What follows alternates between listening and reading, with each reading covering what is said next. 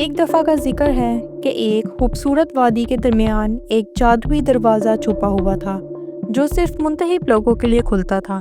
اس دروازے کے پیچھے پریوں کی ایک شاندار سلطنت تھی جہاں ہر طرف روشنیوں کا جادو، چمکتے پھول اور خوشبوؤں سے بڑی ہوائیں تھیں۔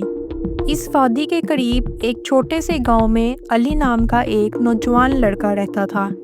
علی کا دل ہمیشہ کہانیوں کے جادوئی دنیا میں کھویا رہتا۔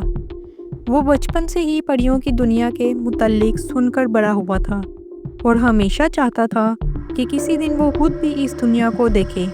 ایک دن علی کو وادی میں ایک پرانا نقشہ ملا جس پر ایک خفیہ دروازے کا نشان تھا۔ نقشے پر لکھا تھا، جو دل کے سچے ہیں وہی دروازہ کھول سکتے ہیں۔ علی نے فوراً فیصلہ کیا کہ وہ اس جادوئی دنیا کو دیکھنے نکلے گا۔ نقشے کی مدد سے علی نے کئی دنوں کی مسافت کے بعد دروازے کو ڈھونڈ لیا۔ دروازہ حیرت انگیز طور پر سادہ لیکن پر اسرار تھا۔ علی نے دھڑکتے دل کے ساتھ دروازے پر ہاتھ رکھا اور اچانک دروازہ کھل گیا۔ وہ جادوئی دنیا میں داخل ہو گیا۔ پریوں کی سلطنت کا حسن ناقابل بیان تھا۔ وہاں کی رانی ملکہ زرینہ نے علی کو خوش آمدید کہا۔ علی، ہم تمہارے آنے کا انتظار کر رہے تھے۔ تمہارے دل کی پاکیزگی نے ہمیں بتایا کہ تم ہمارے لیے خاص ہو۔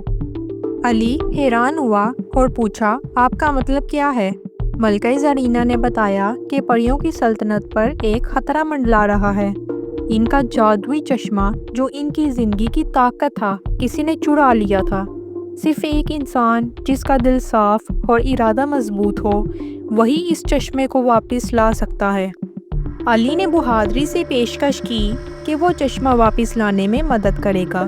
ملکہ نے اسے ایک جادوئی پتھر دیا اور کہا، یہ پتھر تمہیں مشکل وقت میں رہنمائی کرے گا، لیکن اس کا صحیح استعمال تمہارے فیصلوں پر منحصر ہوگا۔ علی نے سفر شروع کیا اور کئی خطرناک مرحلے عبور کیے۔ آخر کار وہ ایک تاریک جنگل میں پہنچا جہاں ایک پرانا جادوگر ذوالفقار چشمے کو قید کیے ہوئے تھا۔ ذوالفقار نے علی کو دیکھا اور مسکراتے ہوئے کہا، تو تمہیں بھیجا گیا ہے، لیکن کیا تم جانتے ہو کہ اس چشمے کی حفاظت کے پیچھے کیا راز چھپا ہے؟ علی نے ہچکچاتے ہوئے پوچھا، کیا مطلب؟ ذوالفقار نے کہا، یہ چشمہ نہ صرف پریوں کی طاقت کا ذریعہ ہے بلکہ انسانوں کے دنیا کے تمام خوابوں کا مرکز بھی۔ اگر تم یہ لے گئے تو انسانوں کی دنیا ہمیشہ کے لیے خوابوں سے محروم ہو جائے گی۔ علی حیران اور پریشان ہو گیا۔ اس کے سامنے دو راستے تھے، یا تو وہ پریوں کو ان کا چشمہ واپس دے کر ان کی سلطنت کو بچا لے یا انسانوں کے خوابوں کو محفوظ رکھے۔ علی نے سوچ بچار کے بعد جادوئی پتھر کو استعمال کیا اور اپنی نیت کو ظاہر کیا۔ پتھر نے روشنی بکھیر دی اور ذوالفقار غائب ہو گیا۔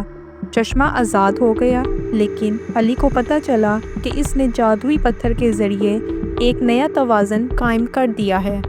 جب وہ واپس پریوں کی سلطنت پہنچا تو ملکہ زرینہ نے خوشی کے ساتھ چشمہ قبول کیا، لیکن علی کو ایک تلخ حقیقت کا پتہ چلا کہ ذوالفقار اصل میں ملکہ زرینہ کا چلا وطن بھائی تھا اور یہ سارا کھیل تخت و تاج کے لیے تھا۔